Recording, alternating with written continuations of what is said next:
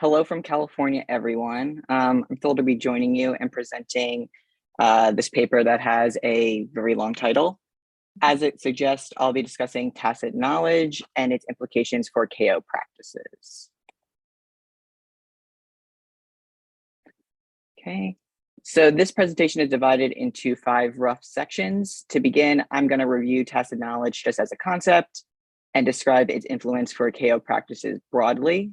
Next, I connect this project to existing work on heuristic reasoning.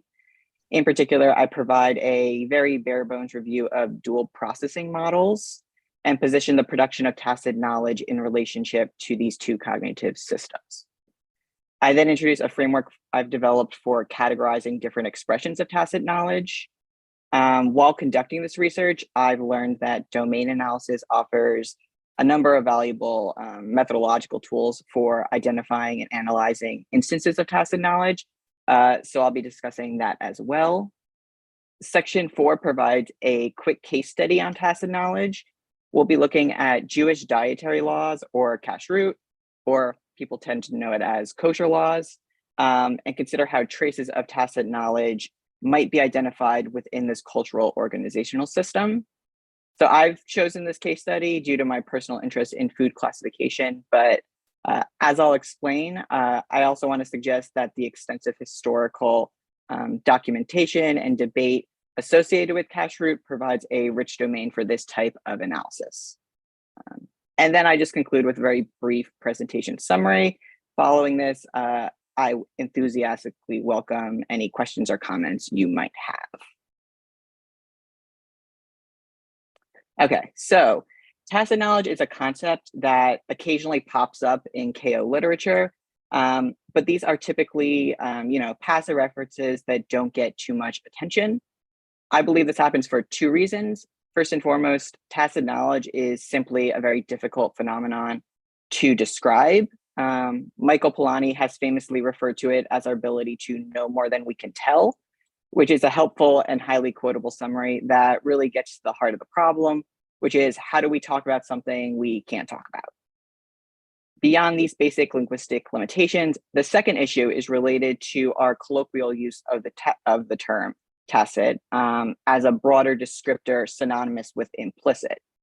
While it isn't necessarily wrong to use the words in this way, this more general use differs from the concept Polanyi introduced and the one we're going to be exploring today.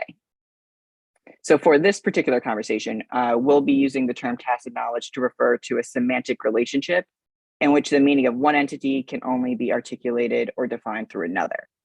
This is what Polanyi refers to the gap between what we know and what we can tell.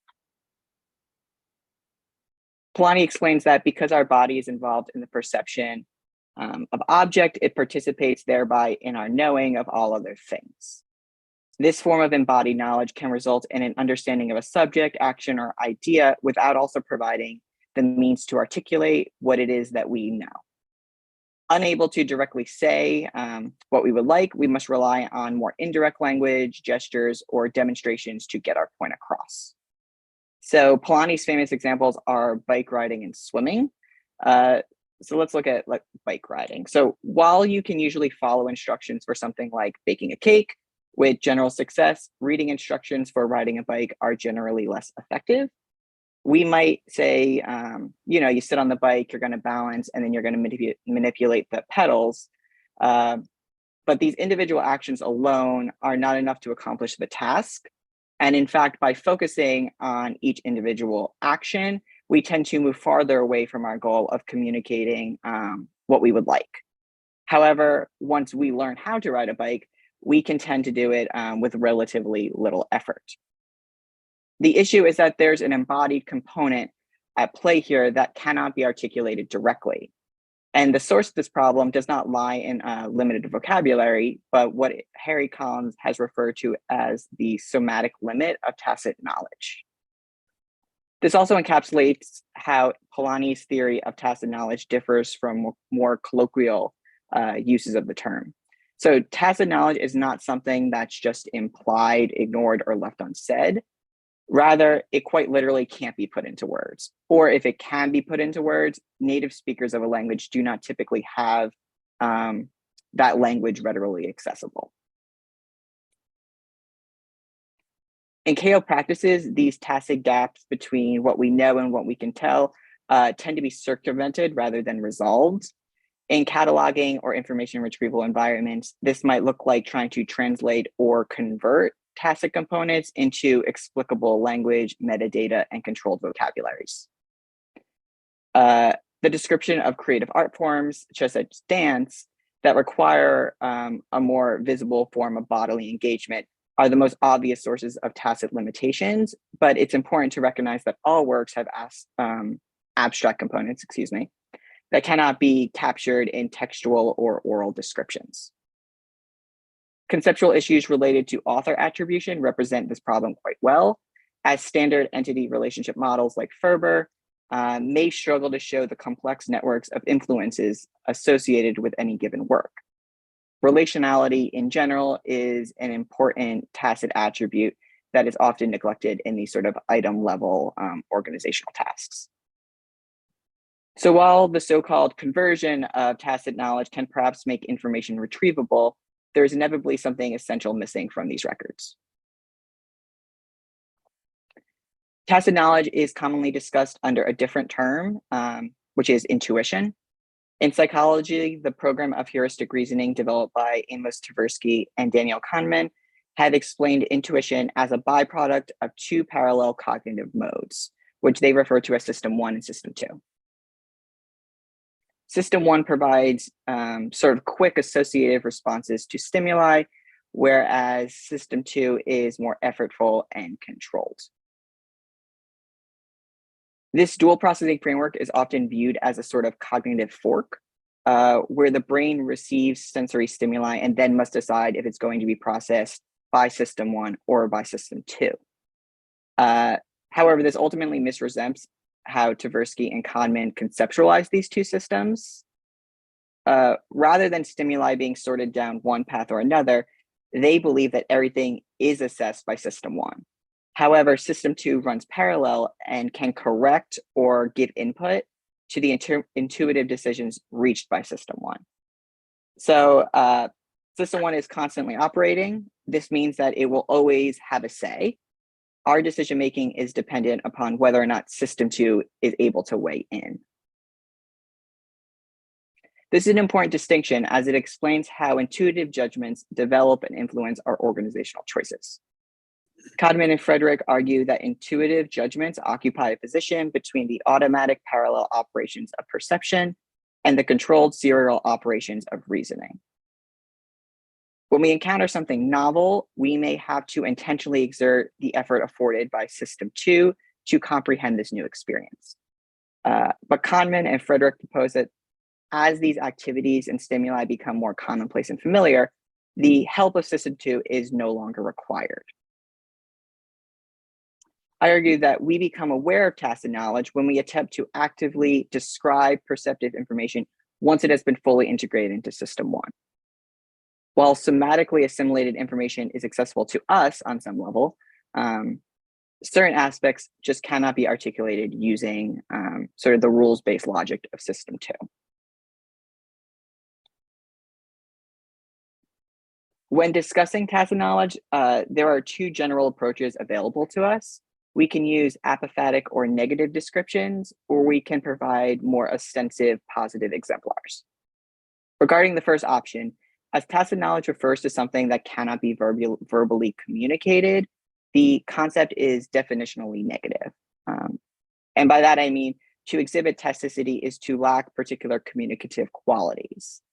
Because tacit knowledge differs from its explicable counterparts in what it lacks, we're having to constantly talk about it in terms of an absence. Alternatively, as I've previously demonstrated, the somatic limit can be circumvented using roundabout descriptions, gestures, and examples. I keep returning to bike riding because it offers a relatively clear touchstone for a more opaque concept. However, just as saying what something is not the same as saying what something is, providing examples is not the same as giving a definition. All things considered, a combination of positive and negative descriptors can get our point across. That being said, an over-reliance on either can unintentionally complicate our understanding of tacit knowledge and misrepresent the extent of its impact. This can prevent us from identifying instances separate from a select number of notable examples. When we attempt to analyze the impact of tacit knowledge on pre-existing classifications and KOS, we need to identify the absence of something that cannot be articulated. Polanyi has argued that we can interpret the use of tools, probes, and pointers as further instances of the art of knowing. And we may add to our list also the denotative use of language as a kind of verbal pointing.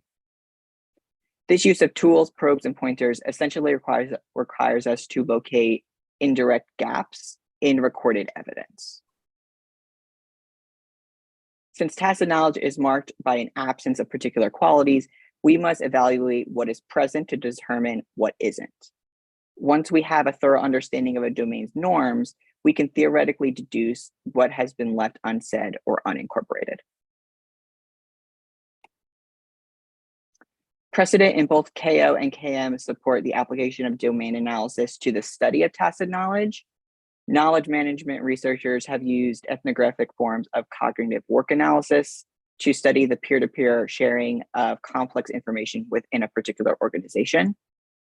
While this sort of direct observation might not be possible in many instances, other domain analytic techniques can help us comprehend discursive norms.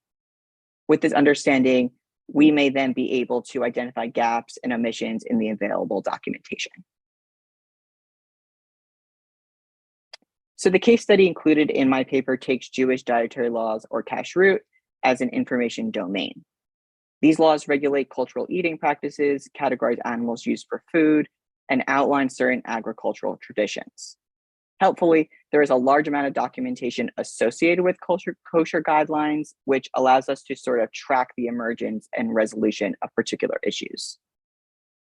Jewish studies literature typically conceptualizes kashrut in terms of biblical prohibitions, that is, rules written in the Torah or Hebrew Bible, and rabbinic prohibitions, meaning the official interpretations of the biblical text documented in the Talmud. These Talmudic texts both extend the biblical rules and explain how they should be practically applied. Kashrut adherent Jews ultimately seek to maintain continuity with the rabbinic interpretations of the written Torah. However, even some of these clarifying texts are extremely difficult to understand, at least in practical terms. So subsequent medieval commentaries have been used to clarify the Talmudic rulings. So when the dietary rules of the Torah are studied, there are complementary texts, commentaries, debates, and interpretations that must be referenced to fully understand their cultural application. Following Tillet's taxonomy, we can say that these texts exist in a network of a descriptive and accompanying relationships. So I'm just going to very briefly sort of review what these different texts are and how they relate to one another. Chronologically speaking, the Mishnah was written down approximately 400 years after the laws documented in the written Torah were formalized. When looking at what has been chosen to be clarified in the preceding centuries, we see the types of practical tacit information that failed to be communicated in the original text. The Gemara, written approximately 300 years later, seeks to clarify what was still unaddressed in the Mishnah, or whatever new issues perhaps started to emerge in the subsequent centuries. As the Talmud is often written in a more dialogical format, problems connected to tacit knowledge actually get worked through in the text itself. So we're actually able to see how people are sort of working through these issues in the actual writing. Rashi, jumping ahead to the 12th century, was a medieval commentator who breaks the categorical criteria down even further. Although he is a theologian separate from the official religious texts, he remains the go-to source for clarifications of rabbinic law. And then lastly, Rambam has similar role to Rashi and is known for his relatively more accessible language. I say relatively here extremely generously. As we trace the exceptionally long history surrounding kashrut interpretation, we notice that certain things become problems at certain times. Given the thoroughness of the rabbinic and philosophical commentaries, which are famously eager to debate even the most minor of technicalities, each author's decision to raise a particular issue at a particular time is indicative of its spatial and temporal contingencies. Jewish dietary law is an excellent tacit knowledge case study, not because it is especially unique, but rather because it comes prepackaged with millennia of commentary. These types of well-documented domains allow us to track its members' debates, and when gaps persist in this commentary, this absence may suggest a tacit understanding previously thought to be self-evident. David Kramer summarizes this quite well, actually. He writes, food in the system, as in all other systems, is a social and cultural reality. And this reality is, in light of kashruth rituals, impossible to ignore. The one who blesses will regularly notice and construct or reinforce historical cultural preferences, social inclusions or exclusions, and commensalities or isolations. Although the Mishnah leaves many details unnoticed, the questions that must be asked when one eats and must therefore choose a blessing are already perfectly evident.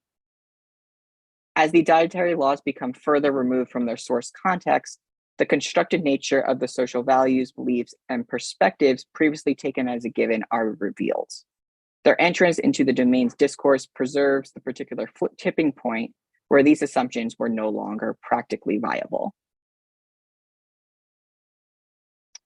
In my paper, I provide a more deep dive into pigs and their position within the kashruth system, but here I would like to focus more quickly on the categorization of two other animals, which are bugs and birds. So starting with bats.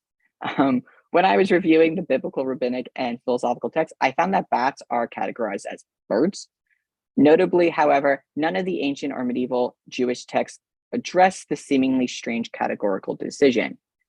In fact, as I was conducting my research, I realized that it was not until approximately 1100 where a relatively straightforward statement defines bats as a, quote, small bird that flies at night, unquote. The fact that there was seemingly no need to address this decision suggests that there was simply a tacit understanding of what birds are. And within this tacit understanding, bats obviously belonged in that category. Based on modern evolutionary taxonomies, bats and birds are categorically different. However, prior to Linnaean's hierarchy, their behavioral and aesthetic similarities were enough to group them together. Kramer has looked at the categorization of bugs with a similar curiosity. He explains that since the 1980s, there has been a fixation on the accidental consumption of bugs hitting in fruits or vegetables, primarily among Orthodox Jews. This was previously never an issue in the kashruth texts, quite the opposite, actually, as medieval commentary by Rambam suggests that there's no need to worry about accidentally eating worms that might be living in your apples. Again, they were worrying about basically everything else, so this exclusion is actually quite notable. So when Kramer asks, why have vegetables all of a sudden become suspect? Why, whenever and wherever kashruth is discussed in these sections of the community, are dangers seen to lurk in all quarters? Why in the mid-1980s were there all of a sudden bugs in the system? This, he argues, is largely connected to the social factors within and surrounding the Jewish community in the 1980s. At a time when Jewish identity appeared vulnerable to increasingly lax practices and political pressures, kosher laws, including this preoccupation with bugs, were intended to create divisions between sort of a proper Orthodox Judaism and less observant denominations. When we track this issue as a domain-specific discourse, we can sort of deduce changing priorities and values based on what is and is not given at any particular moment. So I'm very briefly just going to give a little summary, and then we will turn to questions. First and foremost, I want to emphasize that tacit knowledge impacts all KO activities. Rather than viewing this as an issue related to a select number of difficult outliers and work types, we must instead view it as more of a ubiquitous issue. Second, although tacit knowledge cannot be directly expressed, individuals can either describe its presence or embed it into explicated language. Third, using domain analysis, we can learn to identify these tacit traces through particular discursive pointers and signals. And lastly, religious dietary laws and food categories are rich domains for KO research. These systems provide valuable opportunities to understand a number of influential cultural systems while also refining our understanding of tacit knowledge. There are a lot of dietary systems out there, so I hope to expand upon this future work by looking at more religious dietary classifications. And that is all for now. If you have any questions or comments, I would love to hear them. Thank you.